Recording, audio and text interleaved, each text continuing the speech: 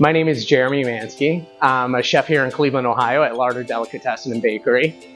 We're here today. We did some cooking, we did some shopping. It's been a really wonderful day working with the Westside Market. Hi, how are you? Good. Let me get these. And I like these cherries right here, yeah. Beautiful. There you go, my friend. Keep your display looking nice, right? Thank you, sir.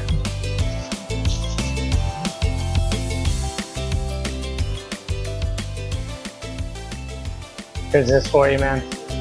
Yeah, you're welcome. Thank you.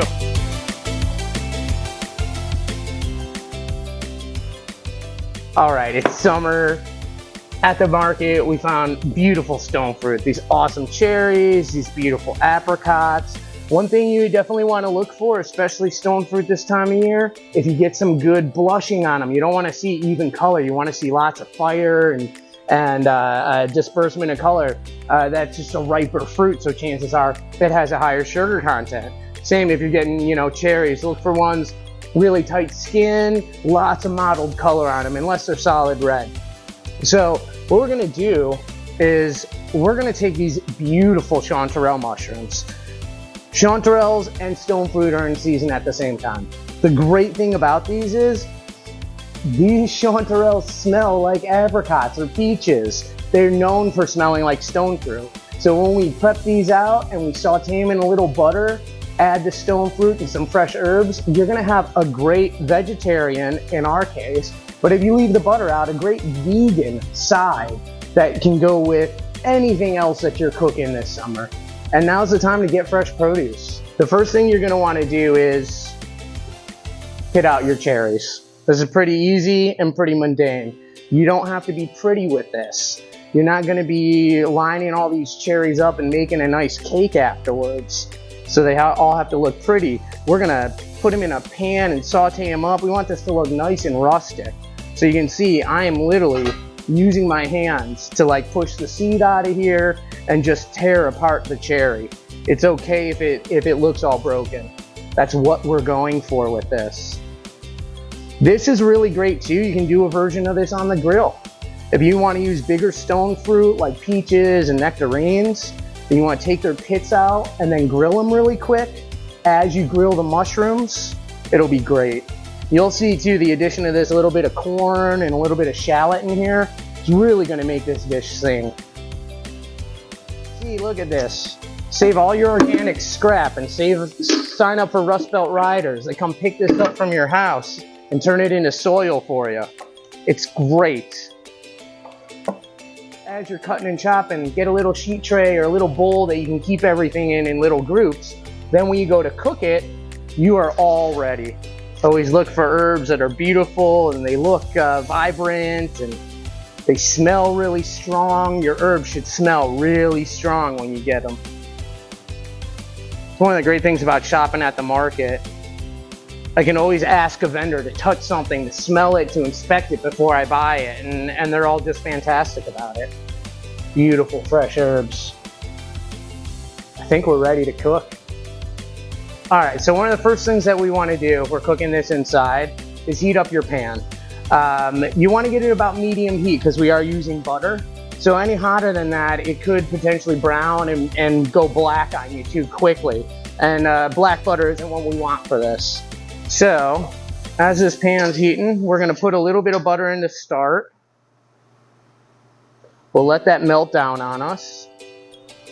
And then what we want to do is we kind of want to cook our strongest ingredients first. And even though shallot is mild, it's still like an onion or a garlic. So I like to get that in to soften with the butter.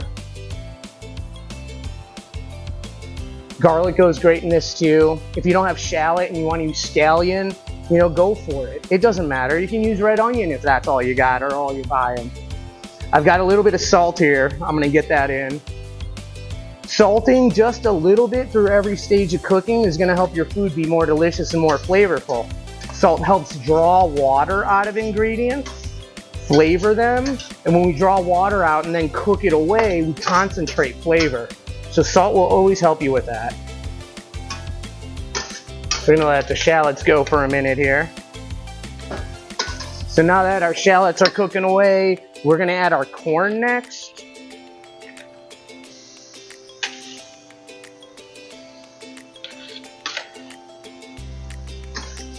And this doesn't need long to cook at all. One thing you want to keep in mind is you really can't have too much butter. So if it looks like your pan's drying out and things are browning up too quickly on you, add a little bit more butter, especially if it's a little cold. It'll cool your pan down and it'll get everything cooking appropriately. All right, we've got our corn going in here. Next thing we're gonna do is we're gonna add our mushrooms. These beautiful chanterelles. Oh man. Chanterelles work best for cooking with fruit because they inherently have fruity aroma.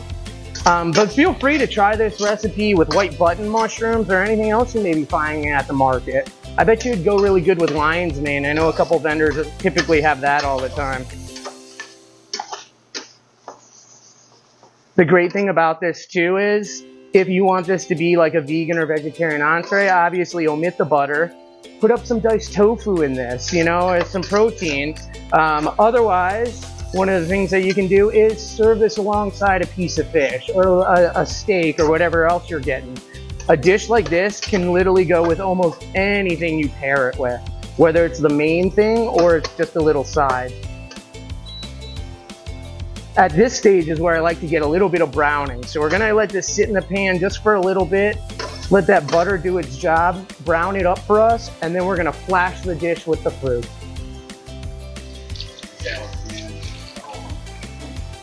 Shallots and corn. I got one of my secret ingredients in there for you guys. We're getting closer. Oh, these mushrooms smell so good.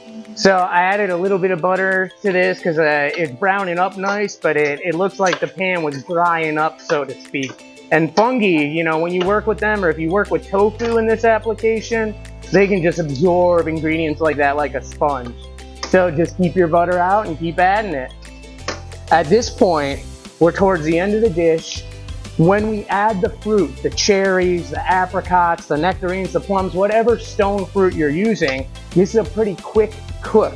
We don't necessarily want to let them cook down so they end up like an applesauce or like a peach butter. We want them to kind of maintain their integrity. So I'm going to add them now. You're maybe going to cook this for a minute or two. Not very long at all. Just to kind of get the fruit to give up a little bit of their juices, wilt a little bit, and what's going to happen, they're going to lightly dress the fungi, the corn, everything in here, and it's going to be this like fruity dressing on there. It's going to be wonderful.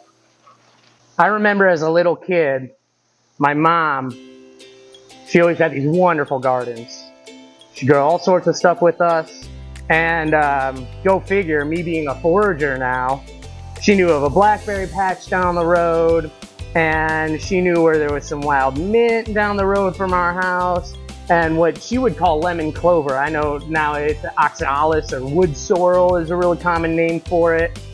So whenever I work with herbs like this fresh, I have these great memories of my mom walking us down the block to where that blackberry patch was and getting berries and then grabbing some of the lemon clover and the wild mints.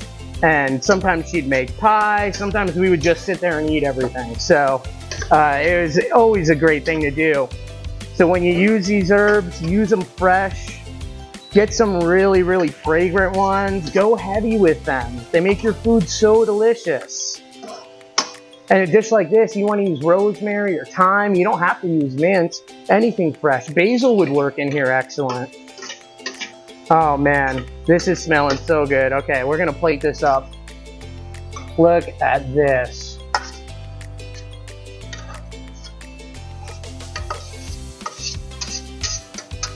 You know, if you're a gardener too and you got some of your first chilies showing up, it's not a bad idea to put a little bit of chili flake in here.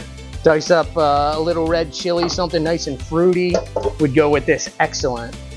My glasses are starting to steam up from this. Oh my God, this is incredible. Well, I got some spoons. I need help eating this.